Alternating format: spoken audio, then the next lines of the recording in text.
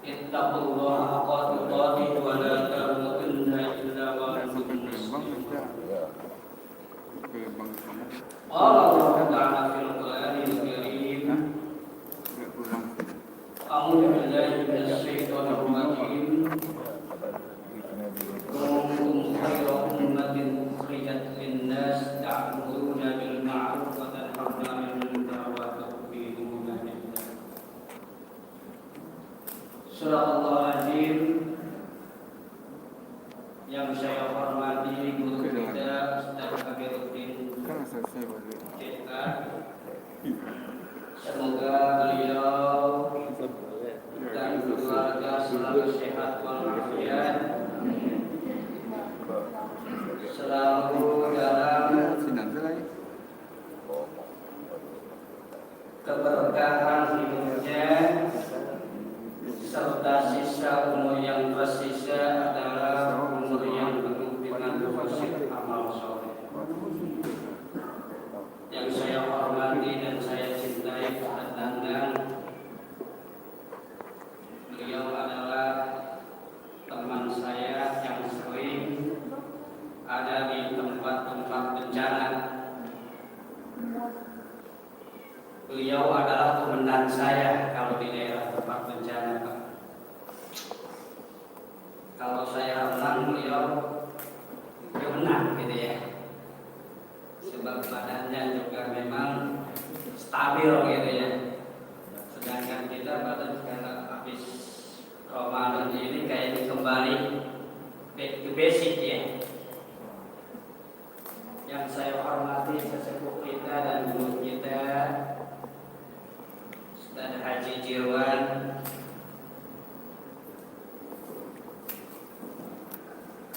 yang saya hormati pembawa acara, juga yang saya cintai jamaah sholat subuh, ibu-ibu, bapak-bapak, serta para ustazah dan ustaz serta tokoh masyarakat yang mudah-mudahan saja di lingkungan dan jamaah Masjid Safatul Marwah yang pada hari ini hadir, Allah limpahkan karunia-Nya, rizkinya, keberkahannya, amin. Sababul khair ya. Mudah-mudahan di pagi yang rada-rada dingin ini bisa menenteramkan hati dan jiwa kita sehingga kita terbebas dari segala sifat-sifat tercela, hasad, iri hati, dan senantiasa hidup dalam kesederhanaan dan penuh dengan rendah hati. Alhamdulillah, segala puja dan puji syukur semoga senantiasa kita panjatkan kepada Allah Subhanahu wa taala atas limpahan karunia-Nya kepada kita. Di antara miliaran manusia, Allah masih meringankan kaki-kaki kita. Walaupun memang ada di antara kita yang mungkin sudah umurnya, sudah usianya di atas 60 tahun. Abah Cirwan malam ini ya. Tadi sudah mulai terasa tuh asam uratnya ya. Ya persendian ya. Mau iktigal aja sakit gitu. Mata mulai rabun, pendengaran mulai berkurang. Tetapi alhamdulillah pada pagi ini Allah masih meringankan langkah kita sehingga kita ada di taklim pekanan. Salawat serta salam semoga senantiasa tercurah kepada junjungan kita Nabi besar Muhammad sallallahu alaihi wasallam, juga kepada para sahabatnya, para tabi'in, para kaum muslimin, muslimat sampai yaumil akhir. Hadirin rahimakumullah. Suatu saat Ibnu Mas'ud radhiyallahu anhu pernah berkata, "Kam min mustaqrajin bi ni'mati 'alaihi wa kam min maqduri bi tsanani 'alaihi wa kam min mawrurin bi syafri 'alaihi." Kalau diterjemahkan ke dalam bahasa Indonesia, ada 3 yang sering menghampiri manusia dari 3 kelalaian. Yang pertama, kami mustaqraj bi ni'mati 'alaihi. Betapa banyak manusia yang dihukum secara berangsur-angsur melalui kesenangan yang diberikan kepadanya. Yang kedua, wa kam min maqdurin bisanai 'alaihi. Betapa banyak manusia yang mendapat cobaan ini. Kesempatan bagi kita untuk dapat melihat matahari bersinar pagi dan beribadah kepada Allah. Dalam kondisi seperti ini, seseorang misalnya dalam keadaan sakit, sakitnya rada parah, sholat pun kadang-kadang tak bisa seperti biasa berdiri, kadang-kadang duduk juga tidak bisa, tergantung kondisi sakitnya masing-masing. Kita sering ingat betapa nikmat sehat itu. Dan Allah banyak sekali sebenarnya kita mengatakan tatkala kita banyak rezeki, tatkala kita punya waktu luang, tatkala kita dalam keadaan sejahtera, tatkala kita dalam keadaan tenang, tatkala kita dalam keadaan sehat, kita seakan-akan ini adalah nikmat Allah. Bersyukur, apa kabar Kak? Wah, saya dalam keadaan sehat. Bagaimana kondisi perekonomian? Alhamdulillah lancar, akan melimpah. Bagaimana apakah kita punya waktu luang dan tenang? Alhamdulillah Indonesia dalam keadaan aman. Tetapi kita tidak merasa bahwa kita sedang dihukum oleh Allah. Dengan berbagai keistimewaan tersebut, kita menyatakan bahwa ini adalah nikmat. Benar adalah nikmat. Tetapi di sisi lain kata Ibnu Mas'ud, kami mustaqraj bi ni'mati 'alaihi. Banyak sekali orang yang dihukum oleh Allah secara berangsur-angsur melalui kesenangan yang diberikan kepadanya. Bukankah tiap kita, tiap keluaran napas kita, tiap waktu yang kita lalui, tiap jalan, tiap langkah kita, semuanya sekarang sedang disyuk oleh suatu makhluk dan oleh suatu zat yang abadi. Dan ini seperti film dokumenter kita, film pribadi kita. Suatu saat nanti di yaumil hisab, film ini nanti, film tentang diri kita itu akan dipertontonkan kembali dan disaksikan oleh seluruh makhluk sejak awal. Jadi Rasulullah itu kalau dipuji ini dipuji itu luar biasa. Ibu cantik amat, ibu gaunnya bagus amat, ibu mukanya keren banget, selfie, gitu ya. Maka kata ayah Abu Uci Kurtusi, sekarang itu kenapa kita banyak kemarin misalnya dipuji dengan pandemi gitu ya. Sebab mungkin saja ini kita tak kalau umroh, jadi status. Banyak selfie kita, bukan banyak cipir. Ya, emang untungnya apa kalau orang memuji kita bahwa kita sedang ada di Baitullah? Justru di sini ujian hati kita. Apakah benar-benar umroh kita, haji kita benar-benar mengharapkan ridha Allah sehingga kita bisa benar-benar bergembira berkata labbaik Allahumma labbaik. Tetapi kenapa? Kita sering sekali. Tapi kalau buat kenang-kenangan nggak apa-apa. Misalnya ibu ada di Mekah ya, untuk mengingatkan Baitullah itu nggak apa-apa. Tapi kalau umpama nanti terlalu banyak yang posting, berharap bahwa manusia sedang mungkin gue lagi ada di ini nih, di Baitullah gitu ya, berkali-kali dan sebagainya. Kalau ini memang tujuannya adalah terbesit ingin agar orang lain tahu keberadaan kita, bahwa kita lagi berbuat hati-hati, udah mahal, udah capek, tidak dapat pahala untuk akhirat. Sebab apa? Sudah diambil uang mukanya. Nah, ini luar biasa. Maka mari bersihkan hati kita. Mari bersihkan hati kita dari sifat-sifat ingin dipuji. Sebab ingin dipuji itu berat, Bu. Berat banget. Ngaca bisa tidak cukup dengan 1 jam. Mau kondangan ibu-ibu pakai baju biasa aja, ini dandannya bolak-balik dia. Bahkan ada ungkapan kalau seorang wanita bilang ke suaminya, Pak, untuk tinggal pakai jilbab aja. Itu waktu untuk pakai jilbab bisa digunakan, kita bisa main keliling pasar Malabar. Bisa main bulu tangkis 2 set. Sebab wanita kalau berantem namanya benar-benar. Atau ibu-ibu, Bu, ini pertanyaan serius. Biasa ibu-ibu biasa masakan? Sampai dibiasakan. Misal tumis kangkungnya, atau ibu masak lodeh dan sebagainya. Sementara suami kerja. Kebetulan di tempat pekerjaan setelah pulang kerja, suami diajak temannya ditraktir oleh temannya makan. Ibu sudah begitu pun dengan anak-anak misalnya. Ibu sudah masak enak banget ya, masak udah nasi udah jelas ya.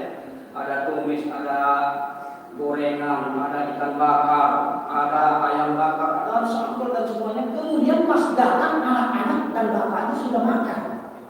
Pas ditawarin itu masakan ibu, nggak dimakan oleh rasanya gimana? Sakit. Serius? Perasaan ibu gimana?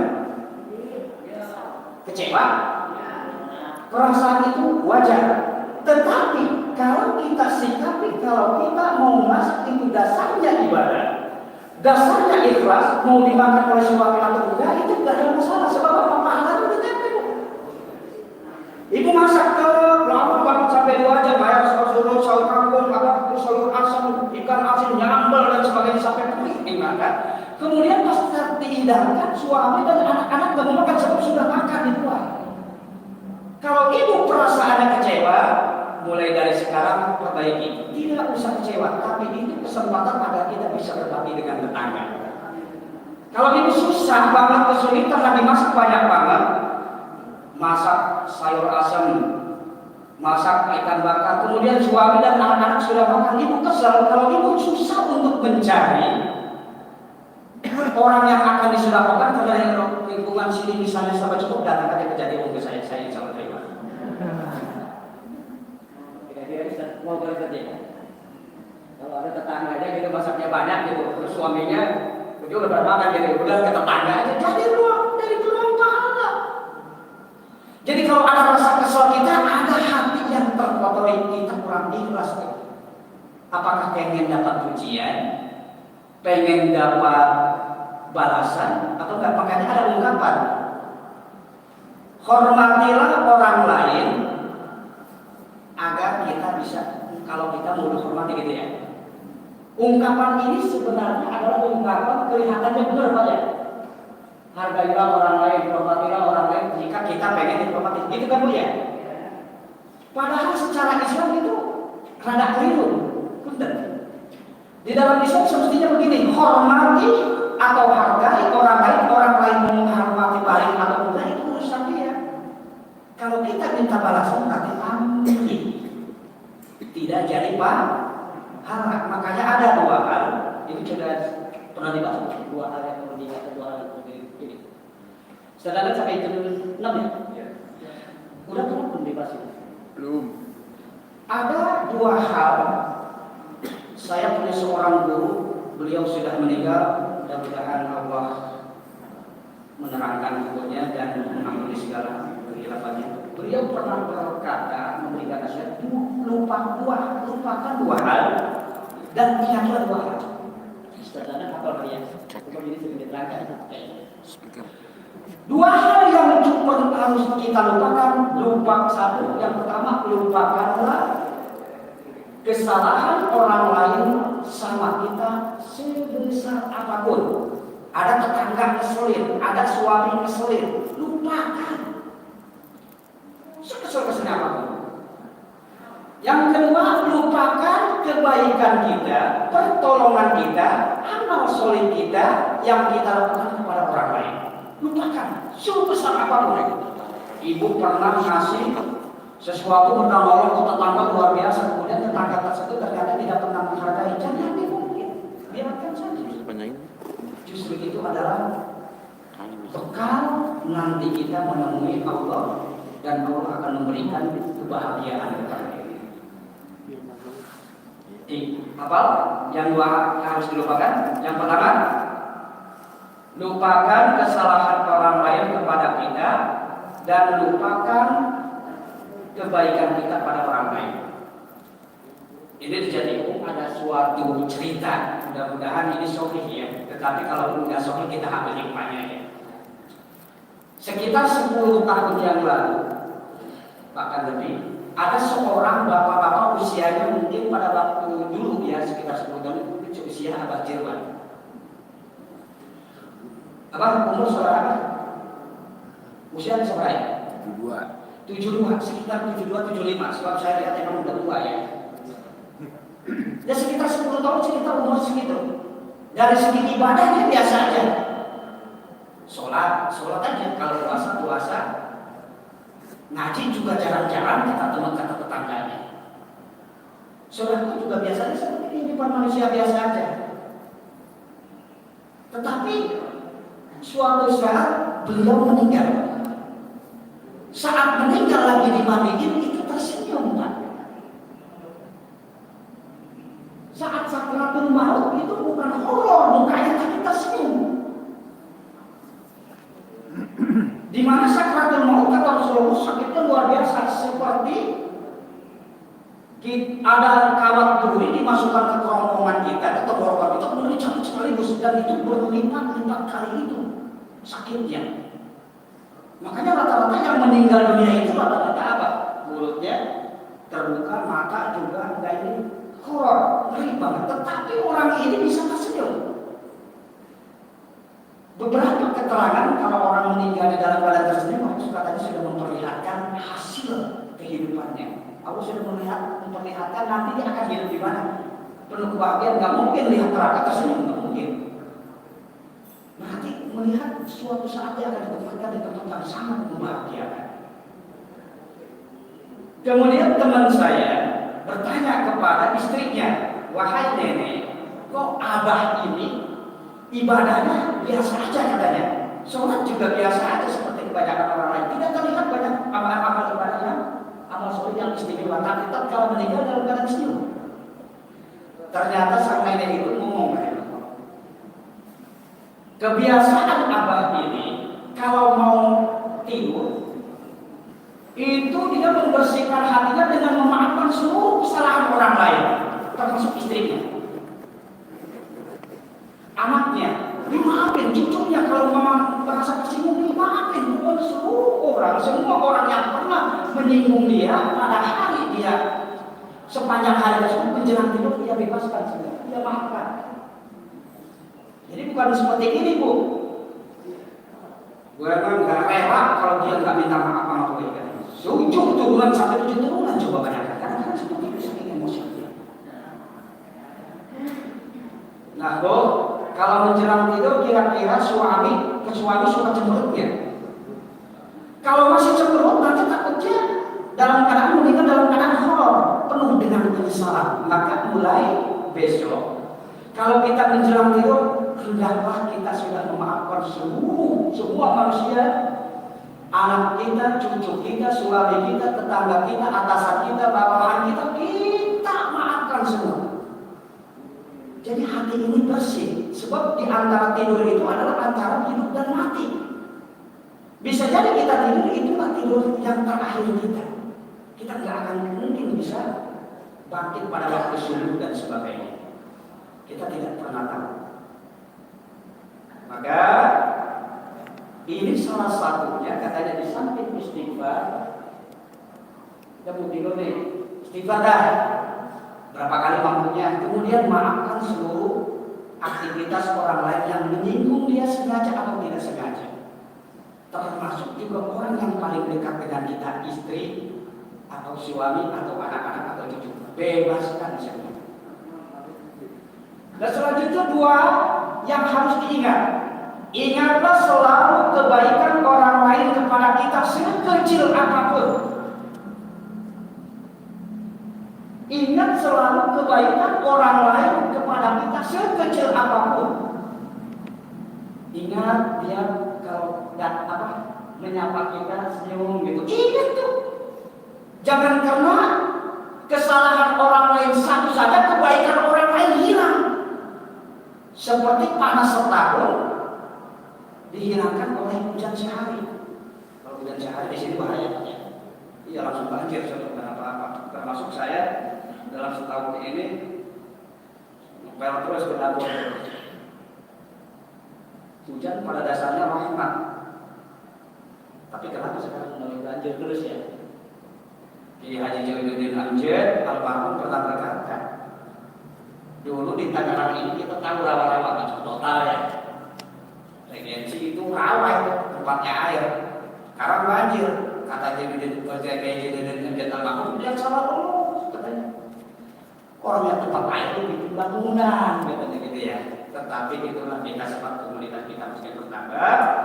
Mudah-mudahan aja pemerintah Kota Tangerang, sebab pemerintah Kota Tangerang ini program drainase ini menjadi prioritas utama. Dan kayak Rumnas ini mulai dari Kader Intan di sana sampai sini banjir terus, itu memang drainasenya kurang bagus karena sudah tertutup bangunan dan sebagainya. Pernah kita waktu zaman Wahidin Halim pertama kali beliau jadi wali kota itu mengumpulkan para RT. Mungkin di sini ada pernah para RT dan para RW waktu itu dari Majapahit. Dan saya kebetulan sudah jadi RT pada waktu itu. Ada 3 panelis doktor dari UI, UGM dan sebagainya menceritakan merumuskan plan pembangunan kota Tangerang.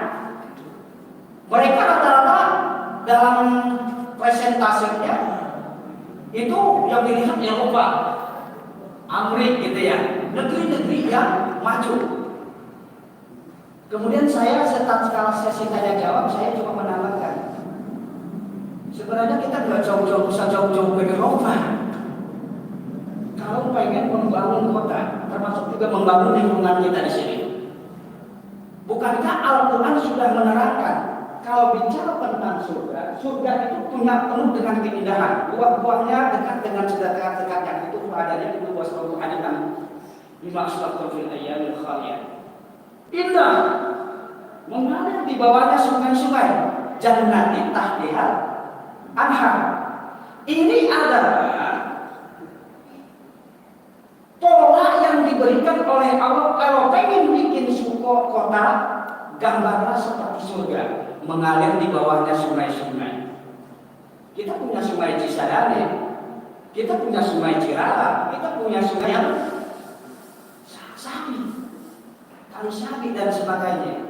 Kalau itu dikelola dengan baik dan salurannya dengan baik dan semuanya, insya Allah perum ini tidak akan pernah kebanjiran. Makanya banyak nih program-program siap usulan muslimat dan rembuk warga itu drainase itu paling banyak Pak dengan jalan lingkungan. Tapi kok banjir terus?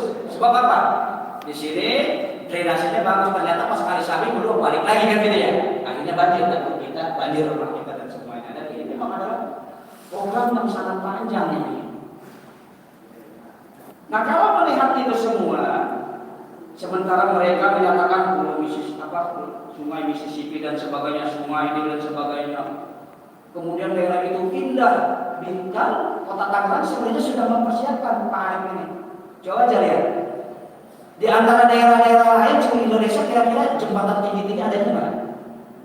Tangerang. Jembatan tinggi-tinggi kan? Sebab apa? Punya cita-cita suatu saat air sungai-sungai ini atau kali-kali ini jadi jalan tempat jadi tempat transportasi alternatif selain jalan darat gitu ya. Jadi nanti ibu-ibu bisa ke mana misalnya ke Priok Ya dari sapi Bu, bisa. Kalau sekarang sekarang juga rekreasi, tapi sekarang masih susah. Sebab masih banyak sekali yang perlu dipegang. Mudah-mudahan dalam selanjutnya kita punya wali kota yang bisa meneruskan itu semua dan bisa membebaskan kayak begini ya dari banjir. Yang kedua, ingatlah selalu kesalahan kita sekecil apapun pada orang lain. Kita sering sekali lupa bahwa kita pernah ngomel sama suami, kita pernah ngomel sama istri, kita pernah menyakiti anak kita. Kita sering sekali lupa karena kita merasa bahwa kita orang tua wajar katanya dia ngomelin anak-anak, padahal anak-anak mungkin begini. Atau kita pernah menjengkel anak kecil, sekarang sudah dewasa pasti kita ingat. Ataupun bapak juga mungkin ingat ya. Pernah sesuatu misalnya dulu orang tua siapa gitu diculik atau apa ya. Ingat selalu, tapi kita harus sekarang mulai kalau ingat udah sekarang lupakan gitu ya. Tetapi kita harus ingat kalau kita yang melakukan. Dan jangan pernah menunda tatkala kita salah menunggu lebaran. Takutnya umur kita nggak sampai di sini. Saat meninggal kita harus diwakilkan maafkan almarhum atau almarhumah atas segala bentuk kesalahan dan sebagainya. Jangan sampai minta maaf anak kita belum tentu orang ikhlas. Makanya hati-hati luar biasa ya orang-orang yang koruptor ini, orang kepala koruptor ini ya. Sebab para koruptor itu makannya makan baik orang banyak bukan satuan. Harus minta maaf ke orang Indonesia, seluruh warga Indonesia luar biasa dan susah banget meminta keikhlasan dari seluruh ini. Atau korupsi APBD Kota Tangerang misalnya 1.900 penduduknya lebih atau sampai 2 juta, di mana bayar pajak dan semuanya di situ semuanya. Kalau cuma ada pejabat atau anggota dewan yang korup di sana luar biasa, nggak mungkin bisa dimakan sendiri. Tidak cukup dengan dia dimasukkan ke sel selama 10 tahun, 15 tahun, 20 tahun. Maka hati-hatilah ya kita kalau sudah jadi pejabat publik. Luar biasa, Umar bin Khattab, Umar bin Abdul Aziz luar biasa sebagai contohan, sebagai ini dalam kepemimpinannya. Dan selanjutnya yang ketiga, wa kam min mafrujin bisatri alaih. Betapa banyak manusia yang terperdaya karena kelemahannya disembunyikan oleh Allah. Kita senantiasa merasa gagah, kita merasa bahwa kita orang paling soleh, kita merasa kita lah orang paling baik, kita merasa kita lah orang yang paling sempurna dan sebagainya. Sungguh, saat kita merasa bahwa kita ada orang paling baik, orang paling soleh, orang paling cantik, orang paling berjasa, sungguh pada waktu itu Allah sedang menutup aib-aib kita. Kalau ibu atau bapak mau jujur, sebab orang yang paling dekat dengan kita yang memang paling tahu kejelekan kita adalah pasangan kita. Makanya kata Rasulullah, orang yang paling baik di antara kalian adalah orang yang paling terhadap keluarganya atau paling baik terhadap istrinya. Sebab apa? Makanya jarang sekali Bu, seorang ustaz kalau lagi taklim, kalau ngaji ceramah itu bawa bininya, jarang. Sebab bisa jadi saya kalau bawa bini, saya sedang ngomong kayak gini, itu istri saya mungkin batuknya berapa kali. Kayaknya begitu anak-anak di rumah ya. Ya sebab istri kita paling tahu kejelekan kita.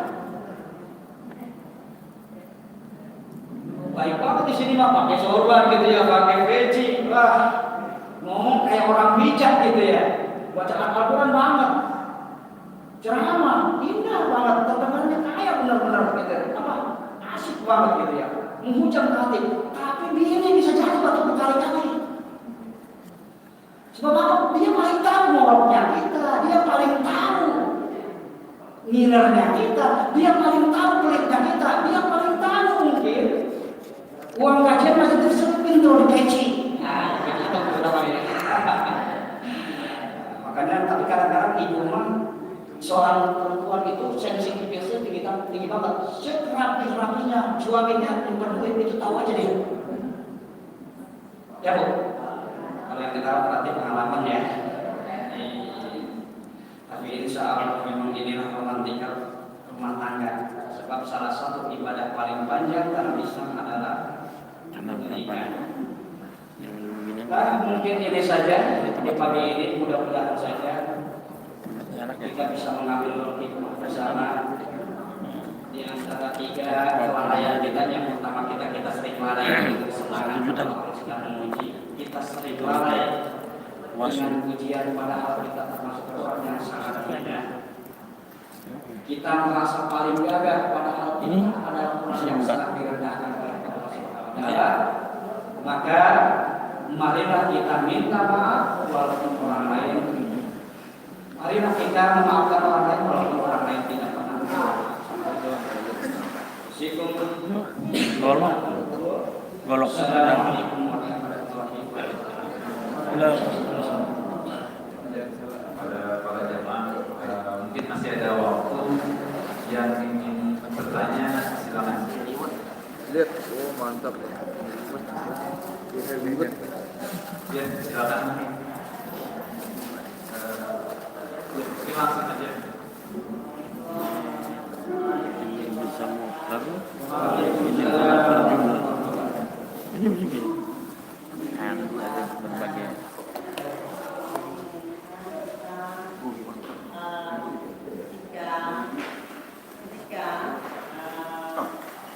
Orang datang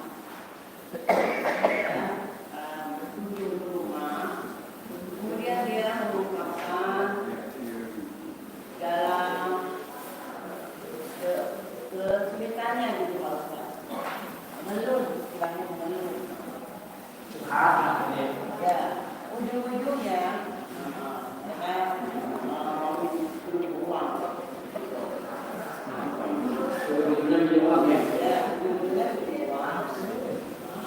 Alhamdulillah gitu. Anak kayak juga orangnya tegak gitu ya, apalagi hidupnya baru gitu kan. Saya itu bayangnya bagaimana kalau di saya itu susah seperti itu. Makanya saya dengan mudah gitu. Namun mereka itu tidak bertanggung jawab, untuk mengembalikan sesuai dengan janjinya gitu kan. Saya kan diam gitu dan sama yang kegiatannya berfungsi. Namun malah ujung-ujungnya menghindar, di mana kita ini menyikapi ya supaya kita ini dekat hati kita ini ya seperti ini tidak terbebani dengan masalah yang telah membohongi diri sendiri jadi itu saya mohon untuk kebaikan menata hati saya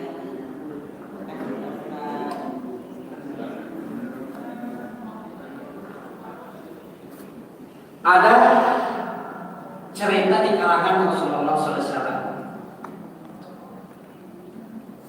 Suatu keluarga suami istri, suaminya itu lapor kepada Rasulullah mengaduh, wahai Rasulullah, istri saya itu cerewet banget, selalu mengeluh kalau ada tamu ada ini. Sementara kawan-kawannya banyak sering ngamuk gitu ke tempat dia. Tapi biasanya memang banyak juga tamu yang ngerti dan tapi yang nggak ngerti gitu ya, nggak ngerti itu maksudnya. Cerewet banget. Kalau ada tamu, pokoknya banyak banget yang nggak ngomongin dari A sampai Z gitu ya. Rasulullah senyum aja.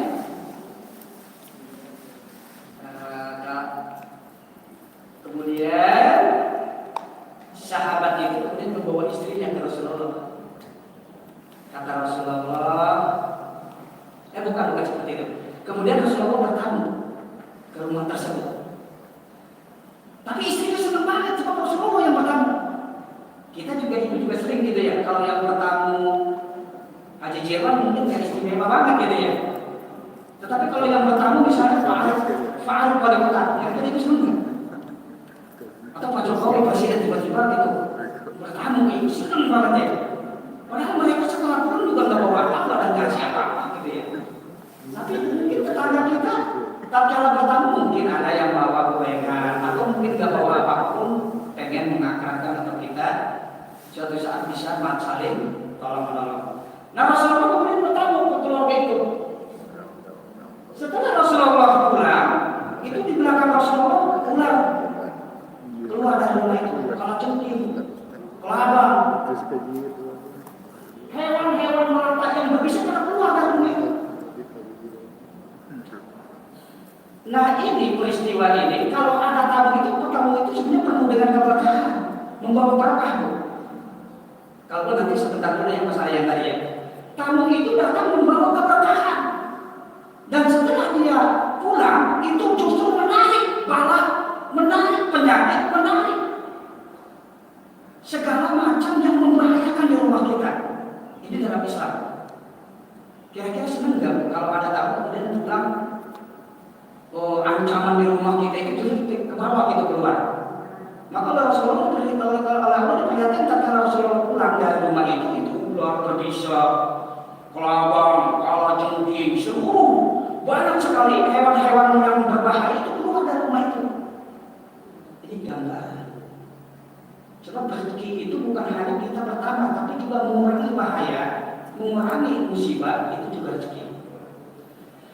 Nah mengenai yang tadi, misalnya ada tamu yang tadinya ngeluh, yang kita jadi dia datang ke kita curhat. Yang pertama harus kita tanamkan kepada diri kita, berbahagialah ibu adalah manusia yang sudah dipilih oleh dia untuk diminta nasihatnya, walaupun ujung-ujungnya menjebuin.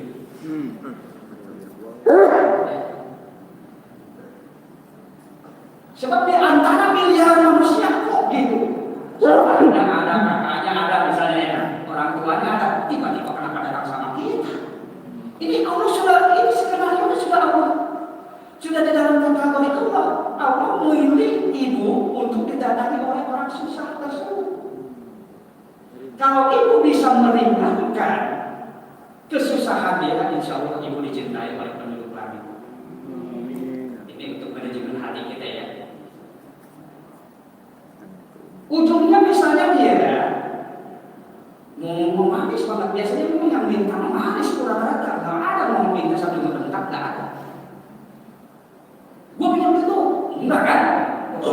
Pokoknya mimiknya yang biasa juga terlihat panas banget ya, orang yang belangsak banget itu kalau mau minta kan gitu kadang-kadang ya, ngeluh dan sebagainya. Berbahagialah kalau kita sudah dipilih, ditunjuk oleh Allah untuk menjadi solusi bagi tetangga kita, bagi orang lain, agar kita bisa memecahkan masalah itu. Cuma memang memanage hati itu susah banget tuh, maka ikhlaskan. Sebab di antara rezeki yang Allah berikan kepada kita ada bagian orang-orang untuk yang fakir, orang miskin, musafir, orang yang susah. Ya. Makanya tatkala dia datang kan senyum aja. Ini alhamdulillah nih bakal kedatangan kamu. Besok kayaknya Ustaz Kamil ini bakal datang nih ya. Insyaallah, siap ini saya rasa sama ya. Nah, mengenai tadi nanti dia ujung-ujungnya nggak bisa bayar. Saya pernah dinasihati oleh kawan saya di Maluku. Saya asli Maluku ya. Saat itu saya sedang dagang. Pada waktu dagang banyak orang yang berhutang sama saya. Sebab saya dititipin ke warung-warung seperti konsinyasi waktu itu saya jualan warung. Pernah tahu kan jualan roll itu ya? Sekitar tahun 2000 di bawah tahun 2010 saya masih jualan. Dan saya dititipin di warung-warung itu banyak yang warung-warung. Ternyata parfumnya habis, itu juga nggak setor. Kesel manusia ini. Tetapi kemudian saya dinasihati oleh teman saya, kalau kamu pengen sukses hidup, pengen bahagia, ikhlaskan. Susah banget kan ikhlasinnya. Ikhlaskan gimana? Kamu datang silaturahim kepada dia. Kalau dia dalam keadaan memang sedang banyak rezeki, kita takih. Kita tegur kapan maunya gitu ya. Tetapi tetap dengan bicara yang asal, bicara yang baik. Kalau memang dia dalam keadaan memang takut, lebih baik kamu ikhlaskan karena itu sudah kamu. Jadi kalau kita ada orang yang berhutang kemudian nggak bayar, kalau kita berhutang kemudian kita dia nggak bayar, kita masih bisa makan nggak? Masih kan? Kita bersyukur. berarti itu saldo tabungan ibu nanti untuk apa? Untuk di akhirat. Bisa jadi. Kadang-kadang Allah ngambil rezeki kita, ngambil uang kita, itu dengan cara Allah kadang-kadang kita suka, kadang-kadang kita nggak suka. Tiba-tiba saja Allah ngirim api kemudian rumah kita terbakar. Nggak ikhlaskan dia, sedih banget ya. Tapi kita tidak terbicara Allah juga. Ada orang yang menyakitkan cara ngambil harta kita, ada dengan cara kecopetan, ada dengan cara hilang, ada dengan cara orang yang minta, ada cara orang dengan yang lainnya. Tapi kalau kita mikirin ini dulu sampai kiamat pun kita menyesal aja, maka belajarlah kita untuk mengikhlaskan. Silaturahim nggak apa-apa, jadi ya. Kalau dia dalam keadaan banyak duit, misalnya emasnya, ya kayak orang pulang kampung ke orang Padang misalnya. Kalau lebih dia dapat duit memang lagi susah, belajarlah untuk mengikhlaskan bisa. Nanti ibu kalau ketemu dia nggak lihat kepada ini muka orang terutang nih, ya, yang cinta manis banget. Jadi hilangkan itu semua agar hati kita sodako. Sodako yang paling baik adalah sodako yang bisa nyesakin badan, nyesakin dada kita. Jadi kalau umpama itu masih duit 1 juta belum sesak, itu belum jadi yang terbaik. Kira-kira ibu hari ini pengen ngeluarin duit ya sampai bisa. Serahkan aja ke ketua DKM nanti ini. Sampai nyesek bu. Kalau belum nyesek, apa lagi yang ada di rumah? Nah ini misalnya ya, kita mudah-mudahan saja ya. Itu mungkin bu ya. Jadi jangan diingatkan tadi udah ada. 2 hal yang perlu dilupakan, 2 hal yang perlu diingat. Lupakan kebaikan kita sama orang lain sebesar apapun. Walaupun ibu minjemin 1 juta, kemudian 2 juta, kemudian dia lupa. Ingatkan terus ya, agar dia tidak punya dosa. Tetapi lebih baik sekarang ibu udah belajar ikhlaskan apabila dia bayar. Terima kalau tak bayar, ibu udah ikhlasin ini. Jangan sampai nanti dia meninggal, ibu masih ingat-ingat aja dia terhutang, kasihan dia nanti di alam barzah. Itu aja mungkin. Terima kasih Ustaz. Karena waktunya sudah habis pada jamaah selanjutnya. Kita akhiri kegiatan kita pagi hari ini. Semoga berkah untuk kita semua. Kita tutup kajian ini dengan baca. Alhamdulillah.